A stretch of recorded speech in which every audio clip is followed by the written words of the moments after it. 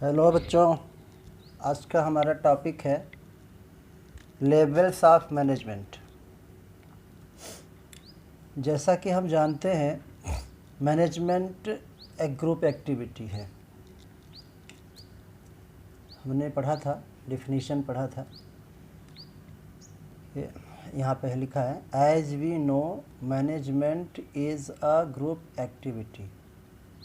Management एक group activity है क्योंकि मैनेजमेंट ग्रुप को डील करता है, ऑर्गेनाइजेशन को डील करता है। तो ऑर्गेनाइजेशन एक ग्रुप होता है जिसमें कई सारे लोग होते हैं। तो जितने भी ऑर्गेनाइजेशन होते हैं उसमें बहुत सारे लोग होते हैं और उनकी अलग अलग पोजीशन होती है। तो और उनकी रिस्पॉन्सिबिलिटी भी अलग अलग होती हैं।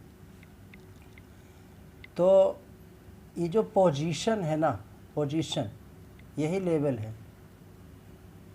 तो जो भी पर्सन होता है, अगर उसको अपनी रिस्पॉन्सिबिलिटी को डिस्चार्ज करना है, मतलब अपनी जिम्मेदारी को पूरा करना है, तो उसको कुछ अथॉरिटी चाहिए। अथॉरिटी, राइट, अधिकार, decision making power. Authority means decision making power.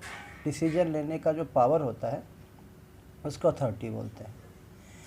तो on the basis of extent and amount of authority, वो अथॉरिटी कितनी है और उसकी रिस्पॉन्सिबिलिटी, एक चेन बनती है किसकी, सुपीरियर और सबऑर्डिनेट की। सुपीरियर जो बड़े पोस्ट पे होता है वो सुपीरियर होता है, जो उसके नीचे होता है वो सबऑर्डिनेट होता है। तो एक रिलेशनशिप बनता है इस अथॉरिटी और रिस्पॉन्सिबिलिटी की, ये जो है इसके आधार पे सुपीरियर सबऑर्डिनेट की एक के रिलेशनशिप की एक चेन बनती है। तो ये जो चेन है, इसी चेन को ही हम बोलते हैं levels of management. Chain is known as hierarchy और लेवल्स ऑफ मैनेजमेंट। आप लेवल्स ऑफ मैनेजमेंट बोलो या हायरार्की ऑफ मैनेजमेंट बोलो, एक ही बात है। तो ये पोजीशन है, पोस्ट है, हायरार्की है, लेवल है। किसको बोलते हैं? ये जो चेन बनती है, किसकी चेन बनती है? सुपीरियर की और सबऑर्डिनेट की।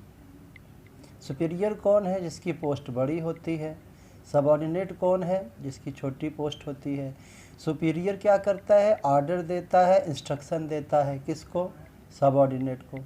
और सबऑर्डिनेट इसको रिपोर्ट करता है। फिर से ध्यान से, सुपीरियर अपने से लोअर पोस्ट वाले को, मीन्स सबऑर्डिनेट को, ऑर्डर देता है, इंस्ट्रक्शन देता है, टारगेट देता है, रिस्पॉन्सिबिलिटी देता है। और क्या करता है सुपीरियर? अपने सबऑर्डिनेट से, मीन्स अपने लोअर पोजीशन वाले से रिपोर्ट लेता है। तो उसी हायरार्की को, उसी चेन को कहा जाता है लेवल्स ऑफ मैनेजमेंट। तो the hierarchy of management position from top to bottom is called levels of management. तो मैनेजमेंट की जो हायरार्की है,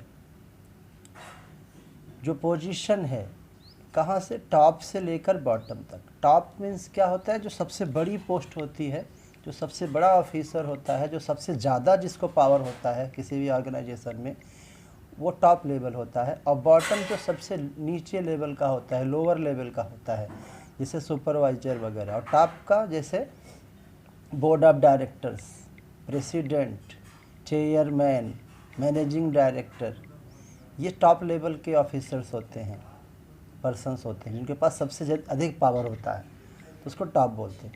और जब सबसे कम पावर वाला एम्प्लॉय होता है, जैसे सुपरवाइजर, फोरमैन, वो बॉटम लेवल का होता है, सबसे नीचे लेवल का होता है।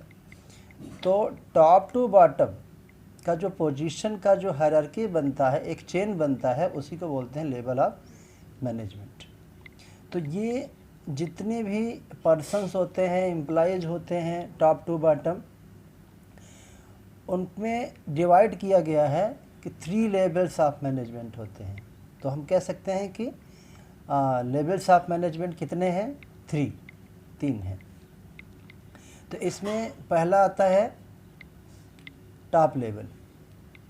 टॉप लेवल में कौन कौन आते हैं? Board of directors, executives, president, chairman, chief general manager etcetera. और भी डेजिग्नेशन हो सकते हैं, company to company designation change भी होता है, बट जनरली यही होते हैं: board of director, executives, president, chairman, chief general manager, ये टॉप लेवल वाले ऑफिसर्स होते हैं।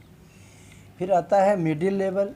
मिडिल लेवल में ये मेन चीज़ याद रखने का है, डिपार्टमेंटल हेड्स। तो किसी किसी कंपनी में ये डिपार्टमेंटल हेड्स आते हैं मिडिल लेवल में। हम जानते हैं जो बड़ी बड़ी कंपनीज होती हैं उनका काम अच्छे से हो उसके लिए क्या होते हैं, अलग अलग डिपार्टमेंट बना दिए जाते हैं। जैसे प्रोडक्शन डिपार्टमेंट है तो उसका जो हेड होगा वो प्रोडक्शन मैनेजर। जो एक पर्सनल मैनेजर होते हैं जो एम्प्लॉइज़ का रिक्रूटमेंट, सिलेक्शन वगैरह का काम देखते हैं, उनका सैलरी, उनका फैसिलिटी, उनका सारा व्यवस्था करते हैं, वो है पर्सनल मैनेजर। तो पर्सनल डिपार्टमेंट। परचेज डिपार्टमेंट, जो बहुत बड़ी बड़ी कंपनी होती है परचेज डिपार्टमेंट होता है, तो उस परचेज डिपार्टमेंट का जो हेड है परचेज मैनेजर। फाइनेंस मैनेजर, जो अरेंज करते हैं, मनी वगैरह अरेंज करते हैं कंपनी में, तो फाइनेंस डिपार्टमेंट का जो हेड होता है वो फाइनेंस मैनेजर होता है। और मार्केटिंग मैनेजर भी होते हैं, मार्केटिंग डिपार्टमेंट होता है। जो मार्केटिंग डिपार्टमेंट का काम क्या होता है, उसके वैसे तो बहुत सारे काम होते हैं, जैसे प्रोडक्ट जो भी बनता है उसका प्रोडक्ट का डिज़ाइन कैसा होगा, प्रोडक्ट का सेल कहाँ कहाँ होगा, उसमें क्या क्या स्कीम्स होंगी, ये सब मार्केटिंग मैनेजर डिसाइड करते हैं। तो मार्केटिंग डिपार्टमेंट का जो हेड होता है मार्केटिंग मैनेजर। सेल्स मैनेजर, कहीं कहीं सेल मैनेजर होते हैं, तो एट्सेट्रा। तो हम कह सकते हैं जो डिपार्टमेंटल हेड होते हैं, जिनको किसी किसी कंपनी में डीजीएम भी बोलते हैं, डिप्टी जनरल मैनेजर, तो ये मिडिल लेवल के ऑफिसर्स या एम्प्लॉइज़ हो गए। और लास्ट में आता है ऑपरेशनल लेवल भी बोलते हैं इसको, सुपरवाइजरी लेवल भी बोलते हैं, या लोअर लेवल भी बोलते हैं। ये सबसे नीचे लेवल के जो ऑफिसर्स होते हैं, एम्प्लॉइज होते हैं, जैसे फोरमैन हो गया, सुपरवाइज़र हो गया, सेक्शन ऑफिसर हो गया, सुपरिंटेंडेंट एट्सेट्रा। तो ये लोअर लेवल या ऑपरेशनल लेवल या सुपरवाइजरी लेवल के मैनेजर्स होते हैं जो मैनेज करते हैं। तो ये जो लेवल ऑफ मैनेजमेंट है यही डिसाइड करता है, डिटरमाइन करता है, मीन्स निश्चित करता है कि किसको कितना अथॉरिटी है या उसका स्टेटस क्या है, उसका पोजीशन क्या है। तो अथॉरिटी और रिस्पॉन्सिबिलिटी के बेस पर ही ये लेवल बनता है। तो 3 लेवल हो गए और इन तीनों के बारे में हम एक एक करके बारी बारी पढ़ेंगे अगले वीडियो में। फ़िलहाल आप इतना इसको याद रखिए।